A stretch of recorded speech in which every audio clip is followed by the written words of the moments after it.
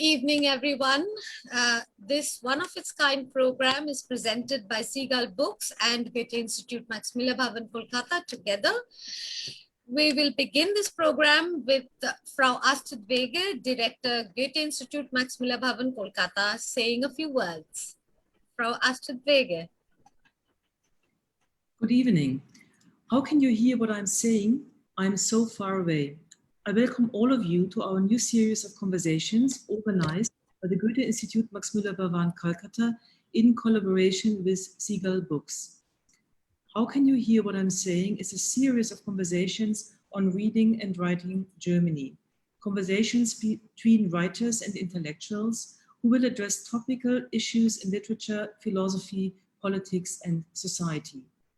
It is a series of conversations among equals that will enable intense encounters across cultures. Today is the first conversation of many to follow, and I'm very pleased and honored to welcome our guests of today, Monica Cantieni and Sean Debroy, who will lead through the conversation. Monica Cantieni was born in Switzerland and is one of the best-known authors of her generation.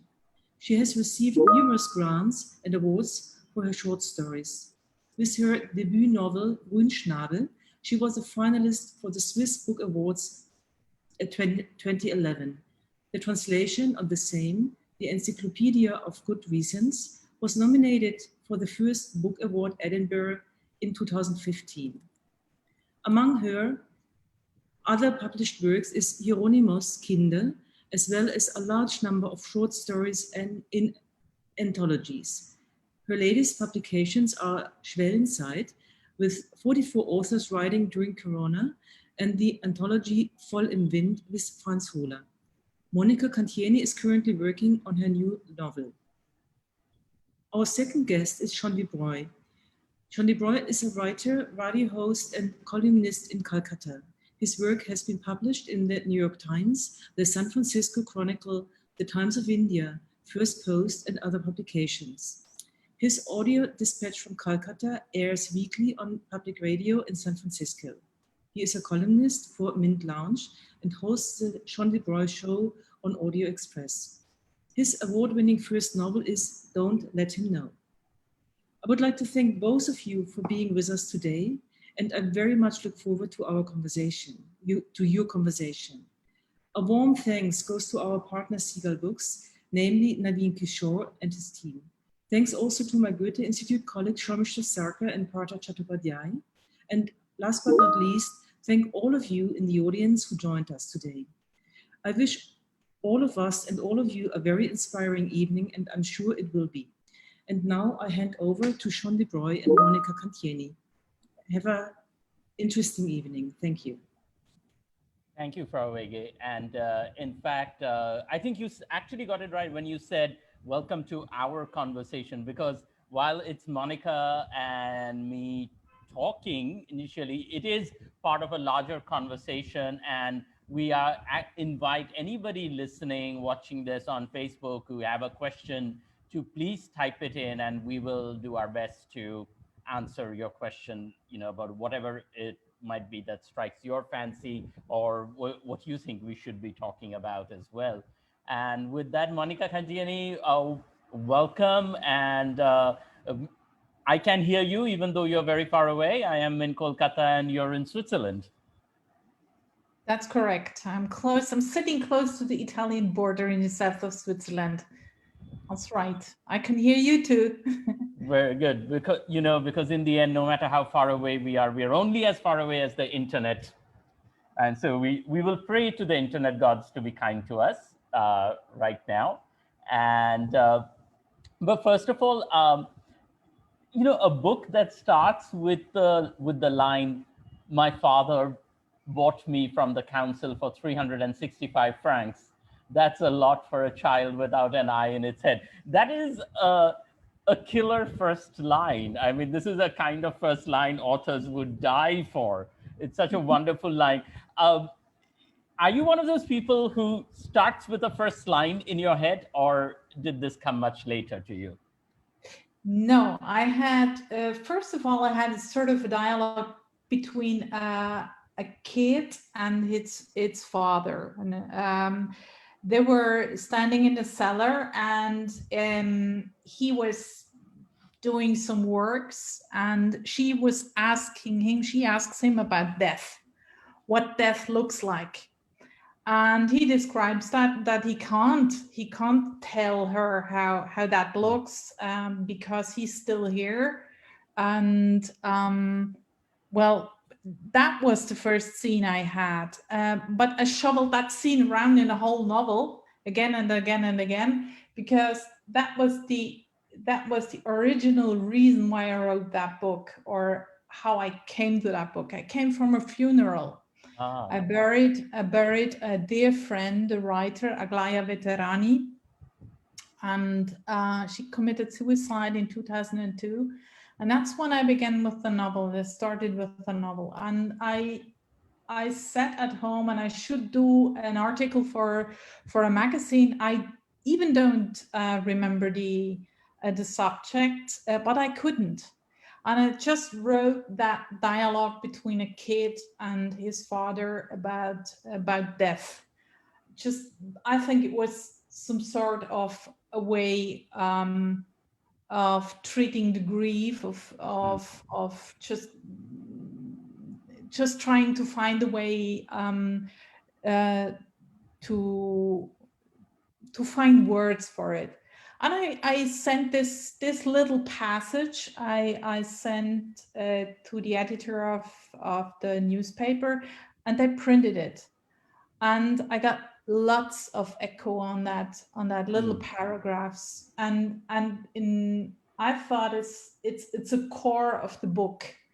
And I had these two main figures, these two main characters, which I found very interesting.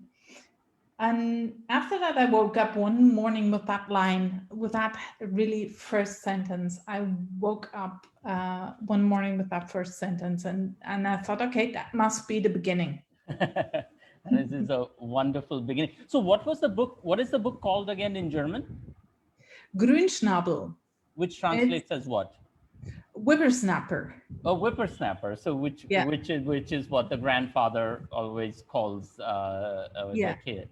Right. Okay, which is also a great title. But Encyclopedia of Good Reasons is also a beautiful title. For those who are listening to us and may not have read the book, there is a young girl at the center who's been brought from an orphanage. And in a way, when Monica says she was trying to find words to process grief, this girl literally collects words. She's learning German because she doesn't know German very well or at all. And she collects these words literally in matchboxes. So it's like a matchbox for illness. She puts together words like flu, cancer, hellish misery, toothache, lovesick. Then she has a box for seaside, and there, though she's never been to the seaside, and she puts in words like starfish, sea urchin, seaweed, and all of that. Where did you get this idea from? Because as a kid, I used to collect things in little boxes, but not words, but I would collect all kinds of things and make little box collections. For me, I think the main idea was thinking of how do we learn language? How do we proceed in learning? How do we understand subjects, ideas? And I was looking for a metaphor for that. And so I came up with the matchboxes. It was also, sometimes I can't tell you exactly right how I got an idea. So they pop up. The characters bring them. Let's put it that way. So that made me think, we have been through this year of a pandemic. If you had a pandemic matchbox, what words would you put in it? Disaster, community, new networks, failure. Well, yeah, words like that. It would be a matchbox with lots of opposite words, contradicting concepts, contradicting words. In what sense? Sort of that. In what sense did the year, when you say you would put in a word like disaster, is it because of what the pandemic was doing to the world, or did the disaster feel more personal to you? Well, it's both. I mean, I'm always, as a person, I'm always also trying to look outside, outside of my little box, you know, and that means what does happen in Brazil, for example, or how do they manage? How Mr. Trump did manage the pandemic? Right, he didn't, and but it's also a personal disaster, let's be honest. I mean, economically, it was a disaster because we couldn't work. A little bit, they will open on Monday a little bit for cultural workers, if I put it that way. But we were just cut off everything. And we had to invent new ways of collaboration, for instance, or building our communities. And I realized how important that is, and how much I need it also. I mean, I need the dialogue. And so I'm very grateful to have also this dialogue with you. Did you find this year or the last year really isolating? And, you know, some people say they thrive on solitude. I know somebody who, when he was forced to work from home, sat down and wrote like a business book, but a book. He wrote a business book. It said it cleared his mind and gave him that space.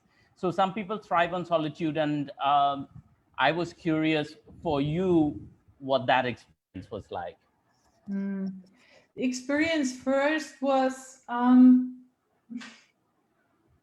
that I couldn't move, that I couldn't breathe. I mean, that's stupid. I could, even in Switzerland, you could go outside for a walk. We weren't closed completely in our homes, so we had that advantage. Anyway, for a few weeks I couldn't write at all. I was just reading and trying to get as much information as I could. And then I realized that I had to reach out to my colleagues. I had to reach out to my friends. And we did what everyone did. We tried to find new ways of working together, to put on some streamings, to put on some specials with materials we had. We were talking to people online, things like that. I felt in a way isolated, but you know, at second sight, it opened to me absolutely new connections and new contacts, also new collaborations. And I realized that myself, I was just a little bit, you know, working for myself. And then this opened up the space to musicians, to actors, to painters, photographers, and we began to work together. What kind of work were you doing together? We did, for instance, that book we wrote together. We wrote the book together, a novel, like a crime story. We put together short stories. We talked together about a diary we were writing. I did a radio show with a musician, and we just over the phone did an audio play I wrote. And the musician, who's a singer and songwriter, I suddenly realized, okay, if I read that story over your music, without your voice, it works perfectly. We don't need any other music. So we created new forms also. Oh, you said crime. So what you wrote a crime novel? Was that did the crime have anything to do with the pandemic itself? No, nothing. So you're like, I don't want to deal with this pandemic in my crime novel. I was so You don't fed want to up with solve the pandemic problem. No. I think we have to wait for the pandemic novels. The great pandemic. But you did work with 44 writers writing. What was that about? Well, there was a, I have to, it was a diary, Peter Stamm, Dorothee Elmiger, two Swiss authors, and I wrote a sort of a diary for a literary house. And they made a book out of it. And they also asked different other writers in the whole world to think about what the pandemic was doing with them, or how it affected them, or what it created also apart from problems. So And that was. what were some of the interesting things you learned from reading these other people's experiences? Well, I mean, I read experiences of writers, and I think still it is a luxury experience. First of all, to have that I could sit there and write, at all, and I still had my food, and I still had my my apartment, while other people lost theirs and they lost their work. As a writer, I do not lose work, and so it is sort of a special experience anyway as a writer to read about that. That was the common thing.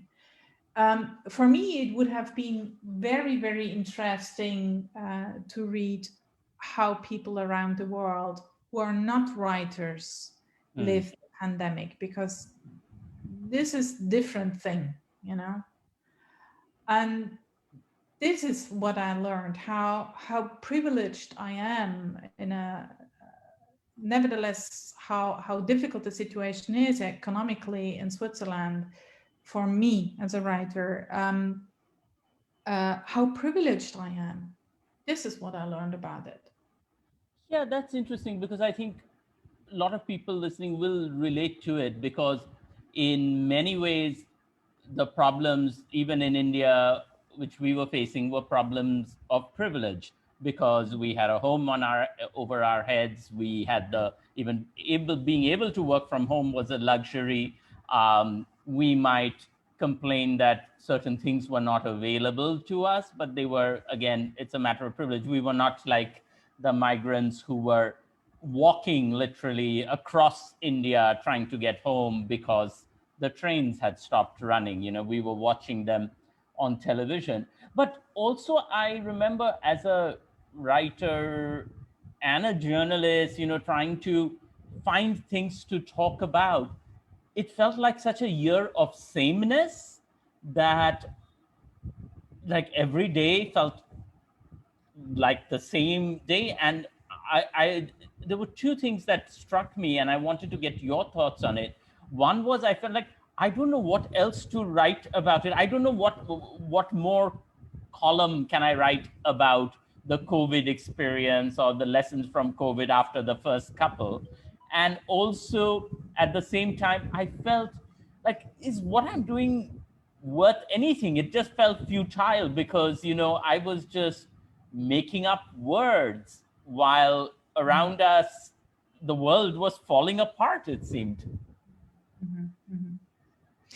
Yeah, I really had a longing for another subject, but you couldn't get out of it, isn't it? And I mean, it was just supporting how it is And that was, I think, that what connects us, that we all have to support something, and there you have different levels. And I prefer to always to look at that there are people who are, they're exposed, like nurses, for instance. I could work at home. Nurses couldn't, they still can't. And I mean, for instance, the situation in Switzerland for nurses is not very good. They're not very good, very well paid, and they're working a lot.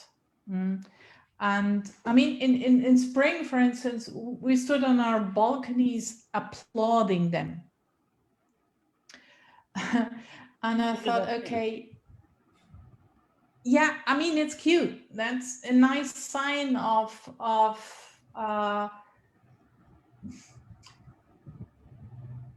to say we care and we see what you do. But in the end, it doesn't help the people to stay in their profession. They're fleeing the profession now because they can't work anymore. They're tired. That's it. We're in the second wave. The second wave works differently than the first wave. It's hitting, the second wave is hitting us really hard right now. India has got the second highest number of infections in the world. Possibly, if we were testing, right, we may well have the highest number in the world. And for a while, when Europe, in the winter, when it was really bad in Europe and the US, it wasn't so bad in India, and people were thinking we had dodged the bullet.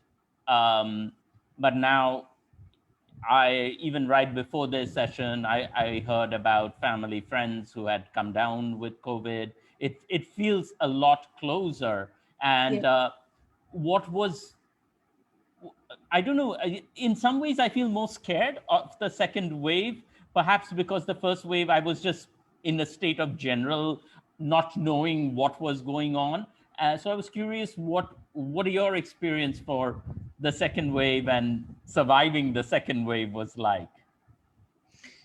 Yeah, second wave here in Switzerland is more dangerous, simply because we have mutations around here, the Brazil mutation and the UK mutation, and they're much more dangerous. And well, it hits us more. And I share that experience. It's coming closer. I lost friends. I have a writer's colleague who was 3 months in coma. I have a dear friend who was intubated for 1 month and was in hospital. It's getting closer. They're shutting down from one day to another. They're closing schools or they're reopening schools, and it's a back and fro, and you're always you're just checking the news all the time. Well, is that open or is it closed? Or every Wednesday, the government is telling you some news. We're just going with that wave. It's just. But then, as a writer, Monica, do you feel that your job is to document, or is it also to provide hope in a different way than politicians say they want to provide hope? But good question, very good question. I'm a writer, but I'm also human, so it's very difficult to provide hope to. I mean, if I have a story that sounds like hope or that gives us hope, wonderful. But sometimes it is more than documenting what the government does and how it decides, and just translating it, or getting also more political and expose politicians in their decisions they're doing, because I do not agree with everything they decide. Mm. We had a huge argument here in Switzerland that we have a huge economic lobby in the government, and from my perspective, they decided once or twice wrong against health and for economy, and that was a disaster because people are dying, and who is taking that responsibility? I mean, we get a wonderful healthcare system, but there are too many people in the hospital sometimes, and then people die. Yeah. Who is taking responsibility? And I ask this also as a writer, as a person with some public impact. I ask this question: what does the government do to protect us? Or, I mean, I do really understand that we have economical problems, but hey, we are Switzerland. If we can't resolve this problem, who else? Right. Do you feel like you got anything like an answer to your question? No, we even wrote a letter to the government, and we did not, as with a list about for about 400 Swiss artists, and we did not get an answer. We did not get one. Nothing. You said the artists, in a way, the pandemic helped I mean, one of the words you put in your pandemic matchbox was community, and you said it made you rediscover the importance of community, new ways to connect to community. But what has the impact of the pandemic and the economic crisis that it has brought been on the artists community?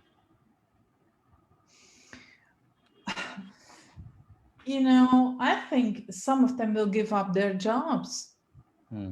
Some artists will have to do for sometimes something else too, because they need to finance their living. Because at the beginning, that means from March, when we had the shutdown, until November, we were asking for measures from the government for the cultural sector. And I mean, lots of our artists friends of artists are freelancers. They're not employed or self-employed, they're freelancers. And they don't exist. They don't exist in the, if you fill in the forms to get some money out of, because you can't do your performances, whatever, you don't exist. You can't fill in the form because you're freelance. So there's no box for you. Yes, right. And this is a disturbing insight. I mean, in many ways, we know before that artists aren't very important, or the freelance work of artists isn't very important in the economic experience of our government, But if you see it, if you're hit by yourself, you fill in the form, you see you don't exist. That's hard to see. And they needed a half of a year until November. No, until January, to decide that also freelancers could get something. Then from November on until now. So there are many people who don't earn nothing during this month from March to November. Nothing. How are you getting by? Well, I was one of these cases. But now I decided to be self-employed. So now there's a box for me. But this box won't help me much because, you know, there's such an uncertainty in planning of cultural events, of what we're going to do in the future, that there's no work. I mean, I just sit and write, but that's the beauty of it. I really have time for that now. Bookshops Open. I was hearing from a friend in Germany where, you know, you need a COVID negative certificate to get into malls, and most shops other than groceries, pharmacies and bookshops, she said. And where you are bookshops open? Yes, now they are open. Yeah, they are open now. I mean, with limited access of a limited number of people who can get in. But they're open. I mean, we had this policy, which I doubted was the right thing, you know, to open and then again to close or open, reopen, depending on which lobby was talking to the government, you know. But just from Monday on, we have the terraces open of restaurants. We also can have cultural events up to 50 people. That means cinemas will reopen again on Monday for 50 people. But I don't know how many people are going to the cinema because they're terrified. Right. Would you go? No, to be sincere, no. Without no vaccination, no. No. Are you all close to getting vaccinations? I don't know. I just filled in the form and I didn't even get the message when I can go because I'm in the last group to be vaccinated. Because, well, I don't want to go in a cinema, for instance, because as much as I would love to go there, because I'm working with school kids. And when you're self-employed and you're sick, you don't earn, again, nothing. So I try to minimize the risk as much as I can. Yeah, I mean, that's all we can do. Yeah. Well, since you brought up school kids, I want to come back to your book. And one of the things is that this book where this child has been adopted or by these parents, and it's a sort of trial period where the social workers come to see if his child is fitting in, and the child is trying to learn these words by making boxes. But it is all happening against the backdrop of a referendum on immigration in Switzerland. Now, for most of us, we are not that aware of immigration and Switzerland. When we think about immigration, we think about USA or UK or even France and its issues with immigrants and not. Is immigration still a very hot topic there in terms of how many immigrants does Switzerland want? Mm-hmm. Absolutely. It is still a topic. I mean, it began with World War II, you know, when we closed the borders for the people who fled the National Socialist system. We closed the borders, actually. I mean, and since then, this politics of not wanting to have too many immigrants in Switzerland. I mean, in the 70s, where 70s of last century, where this book is settled, we had mainly Italian immigrants from the south of Italy. And there was one politician who put on this referendum in 1970, which was really absolutely emotional, and tear apart families, you know, and it is still a hot topic. I mean, all the right-wing parties we have, or middle from right-wing argumentation in our politics, use this fear from migration to make politics. Absolutely, yes. And we must also, I must also say we do have a quite high percentage. We have 30% of our people in Switzerland have a migration background or coming from somewhere else, maybe second generation, third generation, but it's 30%. But we're used to that. But is the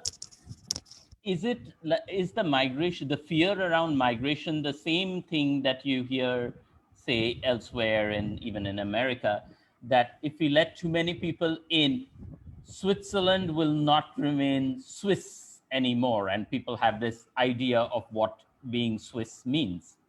Mm-hmm. Absolutely. I mean, Switzerland as a concept, as these parties are argument with, is pure kitsch. You know, it is. We are a country with 4 languages.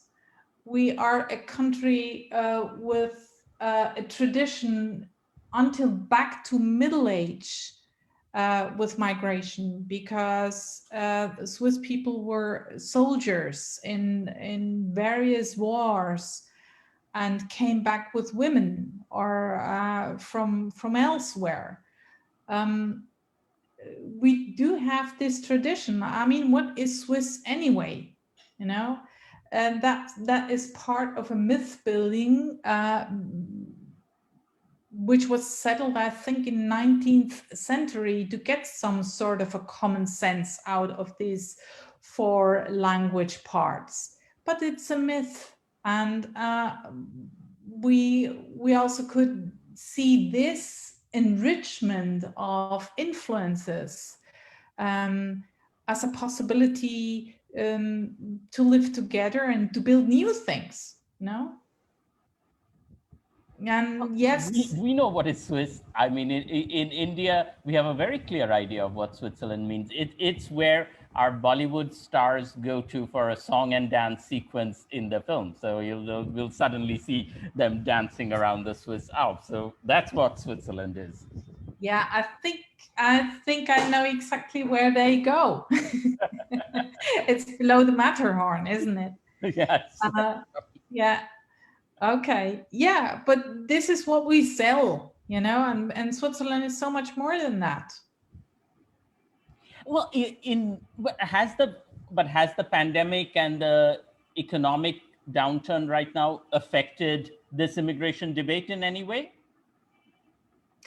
Well, you know, these critiques, or these people who are criticizing the government and really hard, these voices were quite silent during the first wave, because they never come up with solutions. They always wait until there is a decision done, and then they come up and criticize and say everything's wrong, to just use it to make politics. It's never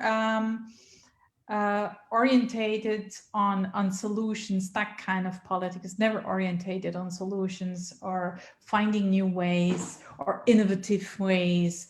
It's just always just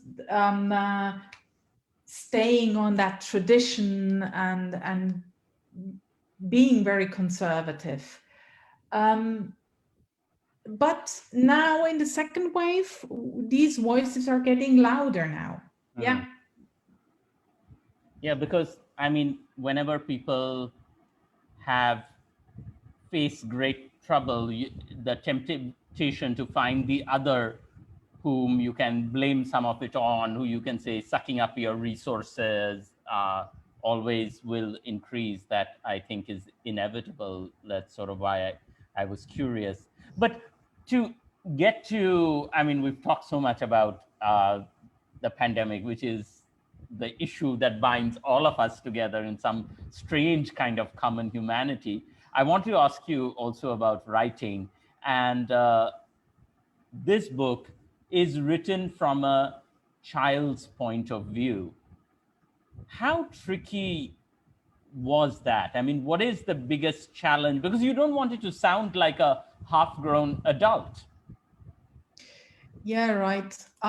It was really tricky. It is a very thin line that you can walk on, because I always had to think and to rethink. Oh, can she reflect that? Can she understand what's going on there, or what could be her possible interpretation to understand what's going on, you know. It was a hard bit to write that, really a hard bit to write it. Yeah, because she has to understand, or even if she doesn't understand, she has to know things like referendum, foreign infiltration, all of these issues, which are much higher policy and political issues that are affecting the lives of the people around her. And so she has to understand why people are upset about the referendum, even if she doesn't know which matchbox a word like referendum goes in. Yeah, right. I had to build situations for every word. I had to build situations where she experiences the word in her own way. And so she could put it in a box. And because there is no reflection, isn't it? She can't reflect like just thinking with her head what's going on. So she had to experience everything. And it lives she also had health experiences, things that wouldn't be explained to her, and she had to explain it to herself, Right. with her own arguments, with her own reasoning about it. And that's quite exposing. That's a technique to expose also the adult thinking, because I wanted to have I didn't want to write a children's book. I wanted to write a book for adults. So I wanted to let her think, or to make visible the sometimes very disturbing argumentation for things, when you just see it in front of your eyes what's going on. Yeah, I mean, I really appreciate that about your book. Yeah, I mean, having written in my own book some parts of it through the eyes of a child, even though it's not necessarily, they're not viewing large political events, but it is hard to bring yourself back to that level and see what the world must have looked like from that perspective. You know, it's almost like you have to shrink yourself down to a different size and know, you know, when people are saying things that you're not supposed to hear, but you've heard anyway, and now you have to make sense of it, but you know it's bad, but you can't really ask somebody, what, you know, why is it bad? But the word is there. You can't ignore the experience. So I mean, do you want to read a passage from the book just so people have a little sense? Well, I could read that little paragraph about the Encyclopedia of Good Yeah, that'd be Reasons. great. So just for the title. Yeah. It is a very short paragraph, but yeah. Tat and I started the Encyclopedia of Good Reasons. By the end of the afternoon, it had more pages than I was able to count yet, and Tat could still remember. Tat also called good reasons arguments. Arguments could change color. Good arguments, as fast as the wind, were unbeatable, and just like the special knives of the doctors who had tried to save Uncle Nicolin's heart. Sometimes not even good reasons or the best arguments can help, Tat said. But some things were certain. There are good reasons for plum trees, for peach trees, for strawberry cake, for fast motorbikes, Toscanis, for beautiful women, very beautiful women, and especially beautiful women. That in brackets. For moments that seem like eternity, when your heart stops with happiness, for long kisses. I had no idea what Todd was talking about. Actually, he didn't anymore either, he said. All the more because of those things, there were good reasons for memory, for now, even if you can't always see it. There are good reasons for Dayan's music, for Mirella's laugh, for warm bread, Ellie's walls, artificial parents, artificial legs, for Schnitzel, Snow White, good weather, and fly swatters. There were good reasons for the house mother, for her dog, for metal grills on windows and extra warm blankets, for pudding on Sunday and stewed apple, for Helena's cake, for apples that are stolen and those given to you, for a black eye or two, for getting your ears boxed. There were good reasons for big people to dish you out punishments, for little ones to tell tales. There were good reasons for those who ran away and for those who stayed out. There are even good reasons for flies, Todd says. If they didn't eat so much shit, there'd be even more of it in the world. That's great. There is indeed good reason for flies. I'm not sure there's good reason for mosquitoes. I still haven't figured that out. But flies, I can believe they're good reason. Thank you for reading that, Monica. We should tell people that the tat you mentioned is the girl's grandfather. Right. Who is also the person with the artificial legs that you talk about, and there are good reasons for artificial legs, but there's no good reason to have two right legs. Poor Tat has been given two right legs, and now he can't get a left leg because he's on the insurance thing. It shows he's already got two legs, so he won't be given a third leg. Yeah. Which is very funny and bureaucratic. And in India we understand this very well. This bureaucracy, you've been given two legs, so you cannot have a third leg. Yeah. But I guess it's true in Switzerland too, that kind of stubborn bureaucracy.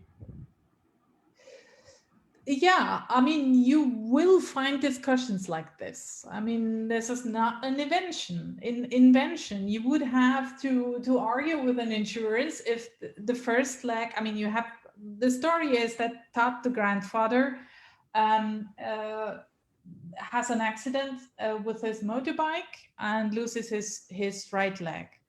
Then he gets an artificial leg, which doesn't fit very well. And then he gets a second one, which does fit, but then he loses his second wife because he smokes too much. He loses his second leg and because he smokes too much. And so the insurance tells him that he can't get another one. You've already got two legs. Yeah, right. And I mean, it is a little bit, it is some sort of an irony in there, and it is fun in there. But yet we have a bureaucracy where you find some kind of reasoning like this. Absolutely.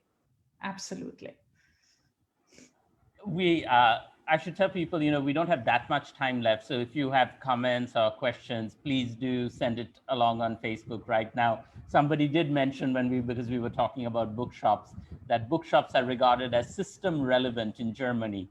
So hardware stores were not deemed so during the second and third waves, but that's a good word, system relevant. Yeah. Yeah, it's a very important word. Also, I mean, nurses are system relevant. Workers in groceries are system relevant. That's a very important word in Switzerland, discussing what is important in times like these. So writers definitely are not system relevant, I assume. It doesn't seem so. Well, going back to Tat and the little girl, I wanted to ask you, were you close to your own grandparents? I mean, I grew up with my grandparents, but I actually grew up with my great grandmother. She lived till I was in my teens, so I had the opportunity to know her, and some of that experience did get into my writing. But that relationship in the book is so tenderly and funnily and humorously observed, the way they connect together. I was wondering whether whether it was something that you were reaching back into your own experience for. Unfortunately not, no. My grandfather was from my father's side, was a bitter old man. So I was rather reaching out for a grandfather I never had. So I wish to be a grandmother like this, or I wish to be as understanding with my beloved ones. And I think it's something I missed in my grandparents, right? Yeah. So I wrote it. That's the advantage being a writer. Absolutely. You can create the grandfather you didn't have that you might have wanted. Yeah. And it's lovely because, it really echoes through the book. I mean, he's frail from the very beginning. So, it's that his time is probably limited.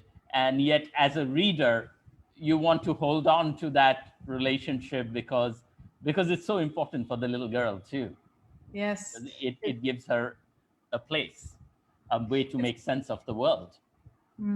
It's also my favorite character, I must admit. And it grew like that, I never intend from the beginning. I don't have a structure of a whole story, and sometimes I'm coming up with characters which destroy the story. I had a woman in there which destroyed the story for 3 times. I had to begin again, and then I think in the 4th version of the novel, I revenged myself. She was already dead when she entered the story, and she had 3 sentences. Well, you also have the peroxide blonde in there, who is also a wonderful character. I mean, the really cool thing about the book is that there are so many colorful characters. So on the surface, it's a very fun, almost easy read. It's like watching a sitcom almost, because all these crazy characters keep coming in and out. It's like I'm watching I Love Lucy or something, this slightly mad family and this little kid who is watching all of this happen.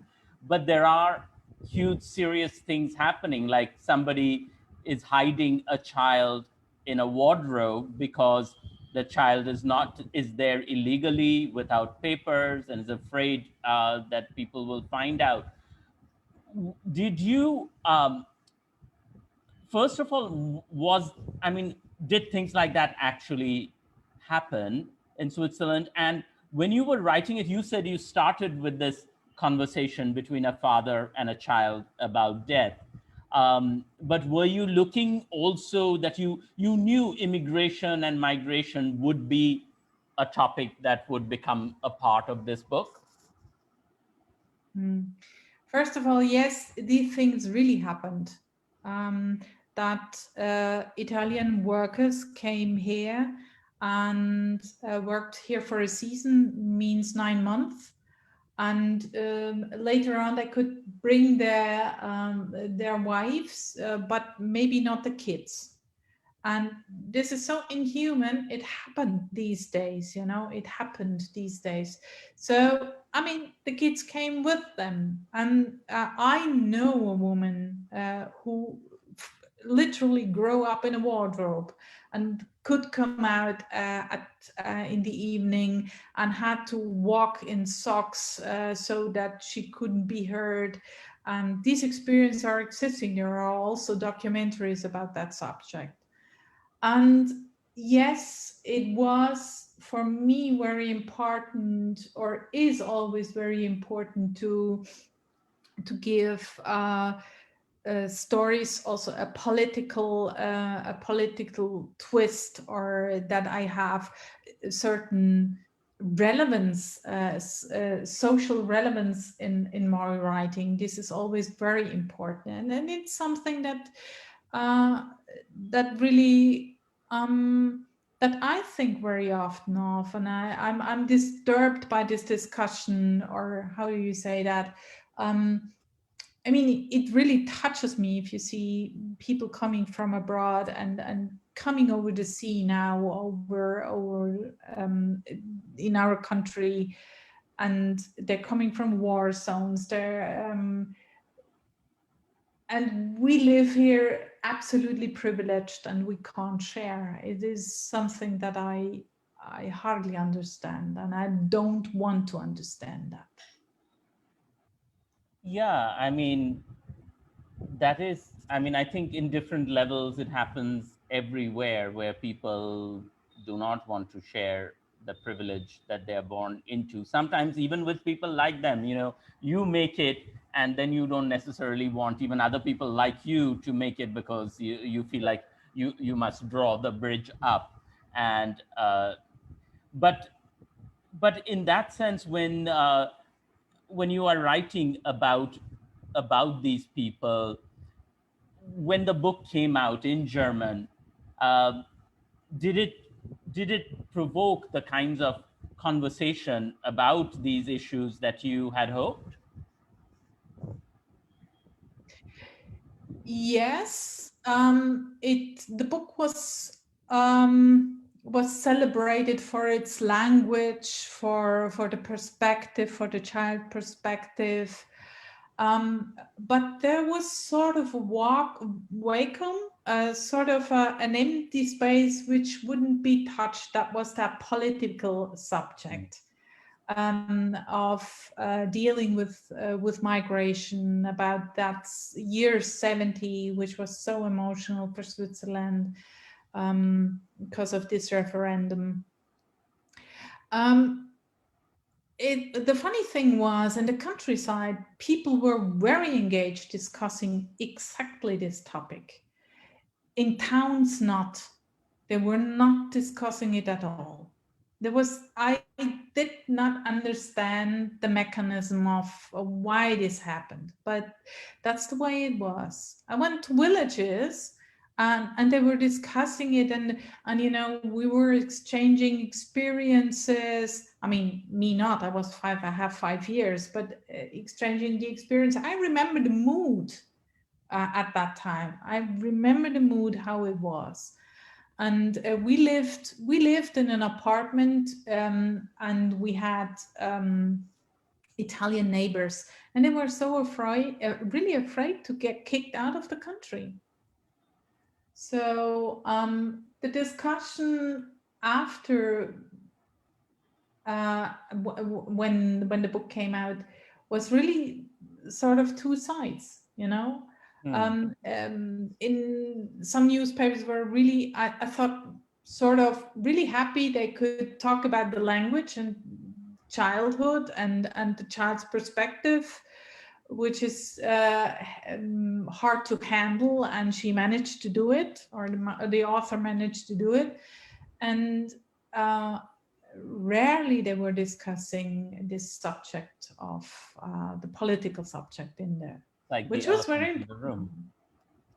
Yes, and this happened abroad. This discussion.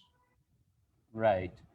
That's interesting. Well, we're almost out of time, but since I made you read a little bit from the English version, I'd be curious what it felt like for you when you first read the English version of the book you had written in German. I loved it. I loved the translation. You know, I can't follow many translations. In Hungarian, for instance, I got no clue. I had to ask a Hungarian friend, author's friend, and I really liked the sound of it, of the translation of Donald McLaughlin. I really loved it. And I can charge it in French, I can charge it in Italian, I charge it in English, but any other language, I got no idea, you know. And I was really happy with it, and I like to read it in English. I like It still feels like your book, though. Yes, it does. It does. It does.